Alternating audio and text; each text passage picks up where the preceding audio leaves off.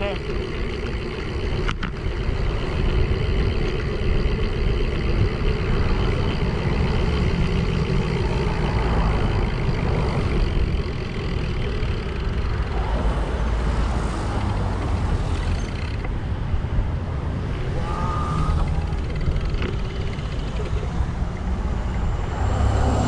Bonjour tout le monde, alors vous avez sûrement plusieurs questions qui viennent de vous traverser l'esprit. Eh bien, je vais prendre le temps d'y répondre point par point. C'est n'importe quoi.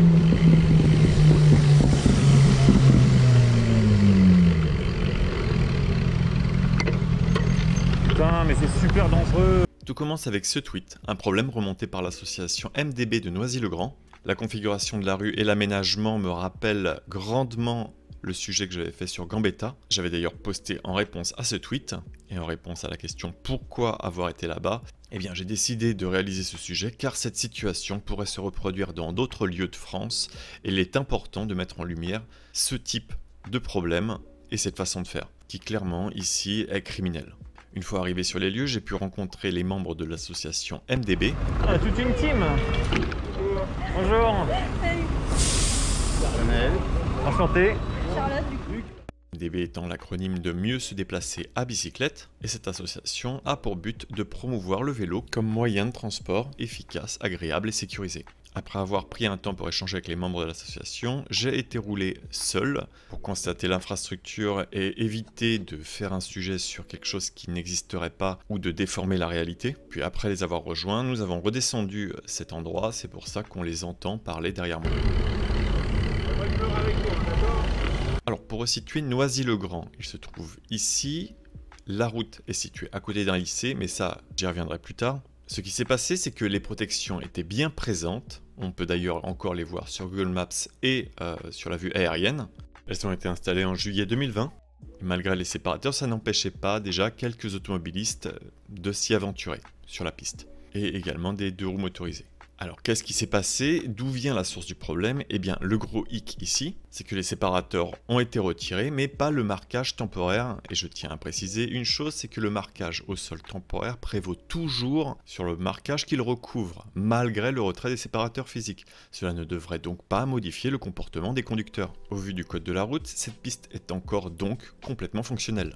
Ensuite, que la piste soit retirée, c'est une chose, mais encore faut-il le faire bien. C'est-à-dire d'abord effacer le marquage temporaire, puis retirer les séparateurs physiques.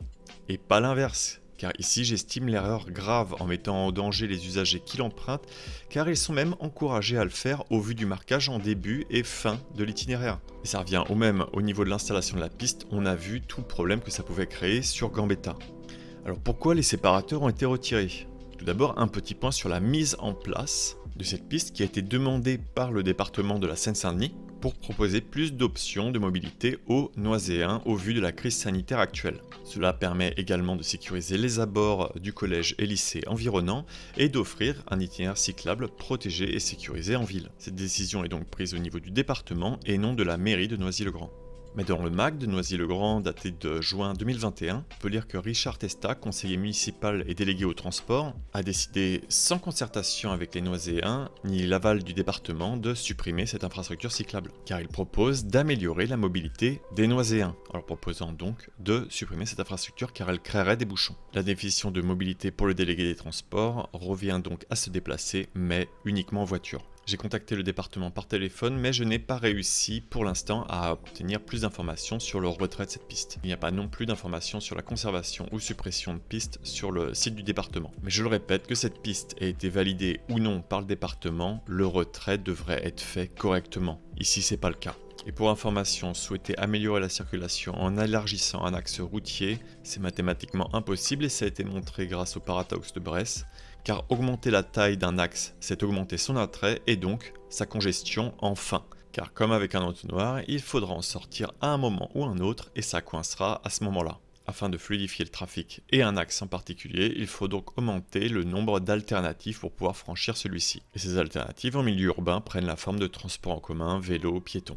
Et donc maintenant, ici, quelles sont les solutions pour les cyclistes? Eh bien, j'ai fait mes recherches sur l'itinéraire grâce à GeoVélo. Il existe une alternative, mais elle n'est pas non plus cyclable, De plus, l'itinéraire emprunté en début de vidéo est signalé comme dangereux depuis le 15 mai 2018, donc bien avant la modification de l'infrastructure ici.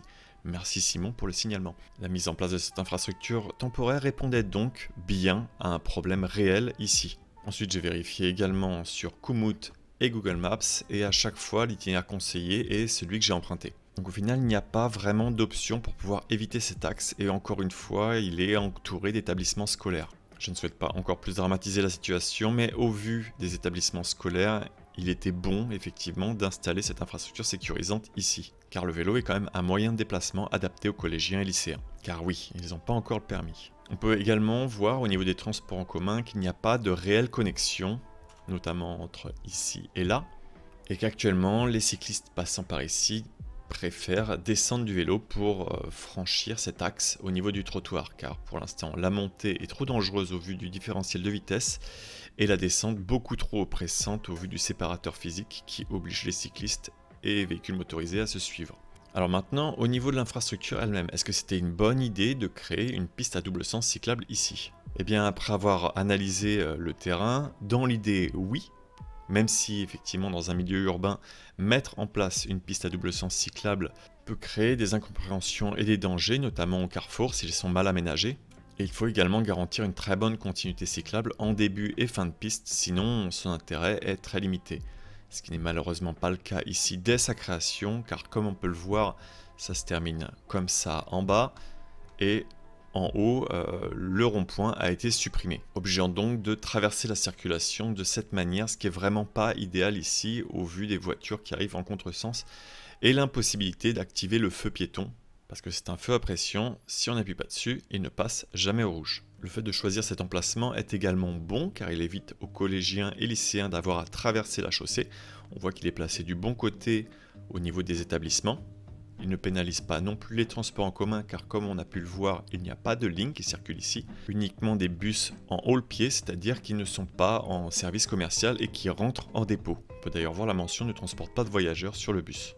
Il y a également un séparateur dans le sens descendant qui, comme je disais, crée une sensation très désagréable car le dépassement est impossible et les cyclistes sont suivis d'assez près par des véhicules en descente. Bref, cette proposition était plutôt à améliorer, au niveau notamment des carrefours et continuité, mais absolument pas à supprimer. Alors pourquoi ça marche pas et pourquoi on veut la supprimer cette piste? Eh bien l'expérience a été jugée infructueuse pour plusieurs raisons.